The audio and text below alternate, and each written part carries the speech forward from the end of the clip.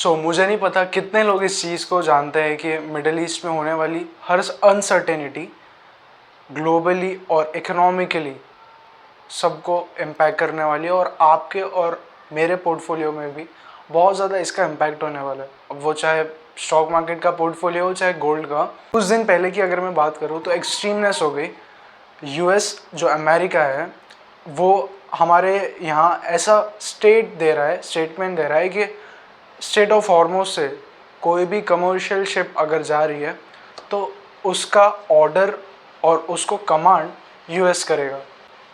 मतलब हम अगर गल्फ़ कंट्रीज से कुछ भी ऑयल इंपोर्ट कर रहे हैं या कोई भी कमोडिटी या कोई भी चीज़ हम मंगा रहे हैं, उसका हम टैक्स भी दे रहे हैं, उसका हम सामने वाली कंट्री से डील भी हो रही है उनसे हमारी अंडरस्टैंडिंग के ऊपर। लेकिन बीच में जो नैरो ब्रॉड लाइन पड़ती है स्ट्रेट ऑफ हॉर्मोज की, जहाँ से सारी ट्रेड्स होती है।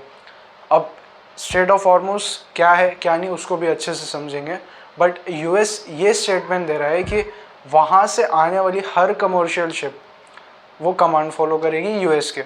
अब और भी और सारी चीज़ें। अब एक शिप आ रही थी ईरान से, गल्फ़ कंट्रीज से, स्ट्रेट ऑफ हॉर्मोज के लेन पे, तो कोस्टल है, मतलब नैरो है वो बहुत ज़्यादा। तो वहाँ पे यूएस मिलिट्री ने अटैक किया और अराउंड 24 ऑफिसर्स थे, उसमें से 3 ऑफिसर की इमीडिएटली डेथ हो गई, जो कि इंडियन सेलर्स थे जो। सो बेसिकली ईरान और यूएस का वॉर चल रहा था। अब यूएस और ईरान का हिस्टोरिकल डेटा बहुत ज़्यादा बुरा है और अभी भी कुछ अनसर्टिनिटी चल रही है दोनों कंट्रीज़ के बीच में। ईरान इज़राइल से भी वॉर चल रहा थी उसकी, और अभी अमेरिका से भी चल। द थिंग इज़, इंडियन क्यों इसका इम्पैक्ट हो रहा है बॉर्डर के उस साइड भी, और इकोनॉमिकली तो ग्लोबली सबको हो रहा है। आखिर ये सारी चीज़ों में क्या पर्सपेक्टिव हो सकता है, और इन्वेस्टिंग के तौर पे अगर इन्वेस्टर है आप, तो आपको किन किन सेक्टर्स पे नज़र रखनी चाहिए। आज ग्लोबली इम्पैक्ट से लेकर स्टॉक मार्केट तक का एक पाथवे समझेंगे पूरा। So this is Sadiq Ansari and you are watching Ado finance insights. अभी समझते हैं कि ईरान और यूएस के बीच में क्या चल रहा है, व्हाट इज रियली हैपनिंग।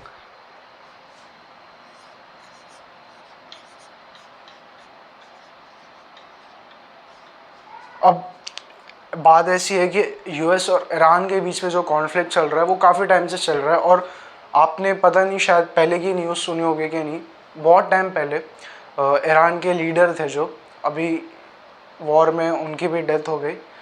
तो बेसिकली उनसे एक क्वेश्चन पूछा गया था कि आपका एनिमी सबसे बड़ा कौन है। सो उन्होंने बिना झिझक एक आंसर दिया जो था यूएस, यानी अमेरिका। सो इनकी कॉन्फ्लिक्ट जो चल रही है ना वो हिस्टोरिकली भी चल रही है और प्रेजेंट तो चल ही रही है, लेकिन अभी जो कॉन्फ्लिक्ट चल रही है वो बहुत इंपॉर्टेंट लेवल पर चल रही है, वो है straight of Hormuz.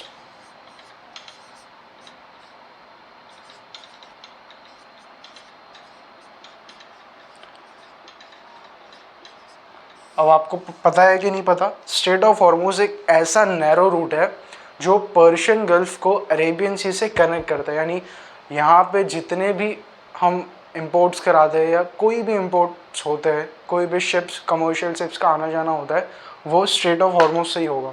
Straight of Hormuz basically एक नैरो बॉडी है, वाटर बॉडी है, आपको स्क्रीन पे भी शोकेस हो जाएगा।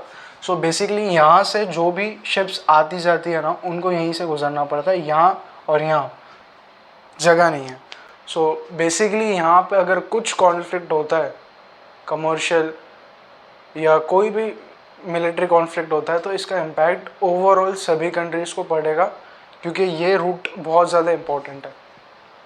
अब सेकेंडली सबसे इम्पोर्टेंट चीज़, एक बिगेस्ट स्टेटमेंट सामने आया, बहुत ज़्यादा इम्पोर्टेंट स्टेटमेंट सामने आया, जो यूएस के सेक्रेटरी है, मिलिट्री के सेक्रेटरी है, मार्को रूबियस।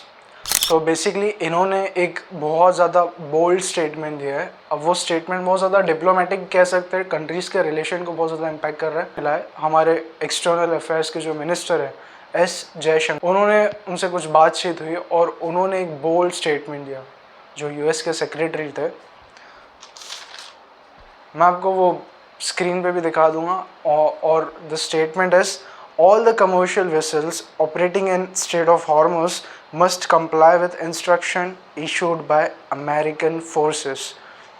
अब सिंपल लैंग्वेज में अगर मैं बताना चाहूँ तो बेसिकली ये एक ऐसा स्टेटमेंट है जो स्पेसिफाइड नहीं लगता मुझे, क्योंकि देखिए अभी यूएस एक ऐसी कंट्री है जो पूरी ग्लोबली सबकी होल्डिंग रखती है, वहाँ पे बड़े से बड़ी कंपनीज़ है, बहुत ज़्यादा अच्छे डेवलपमेंट्स, और कंट्री भी बहुत ज़्यादा इकोनॉमिकली स्टेबल है, स्टेबली बहुत ज़्यादा स्टेबल है।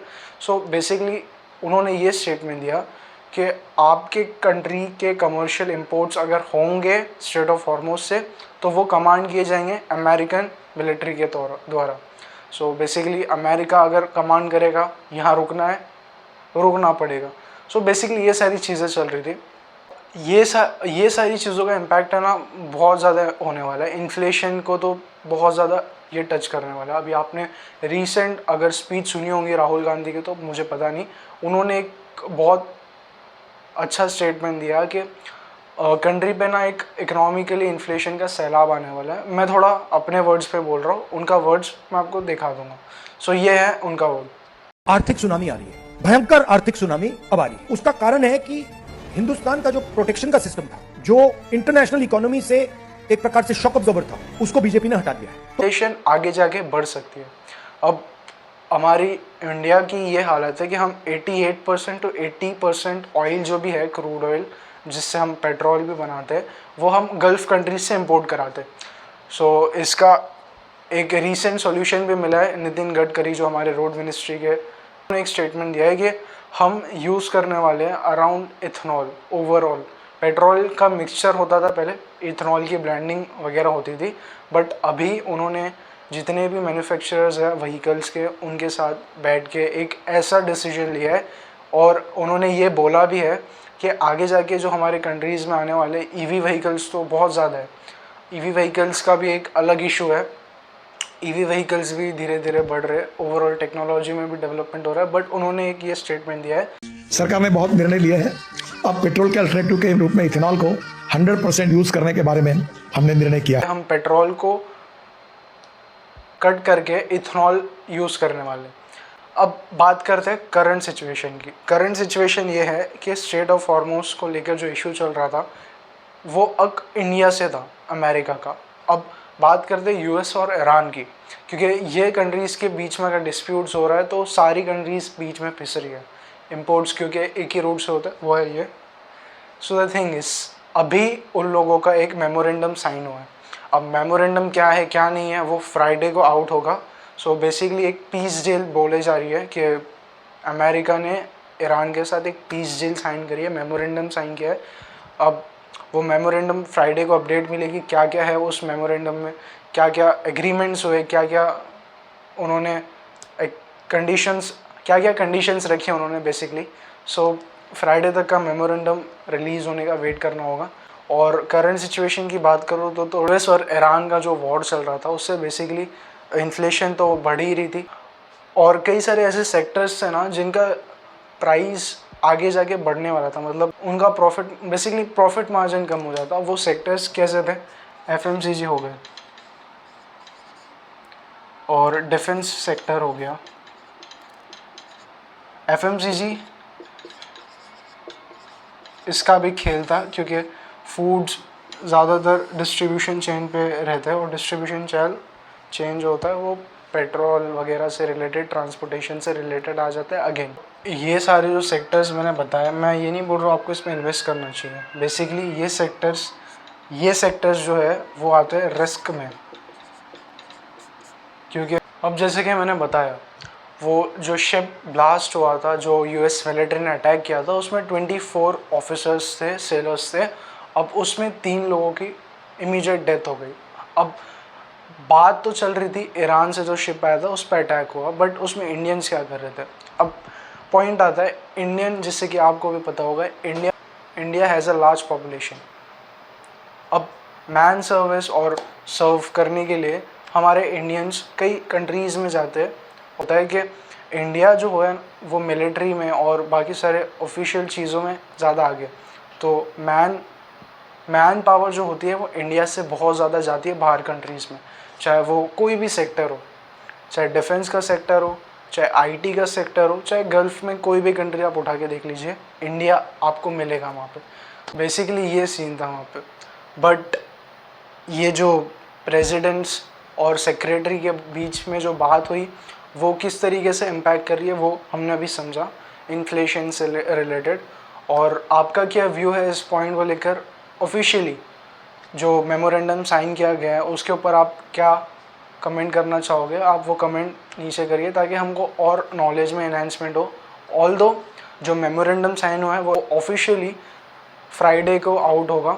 सो आपका क्या व्यू है कमेंट्स में ज़रूर बताइए। So I will be seeing to you in the next video. Till then, keep growing yourself, and you can share this video because it is all about the geopolitics connections in the stock market and the economy. So hope this video found you valuable, and share this video to spread the awareness.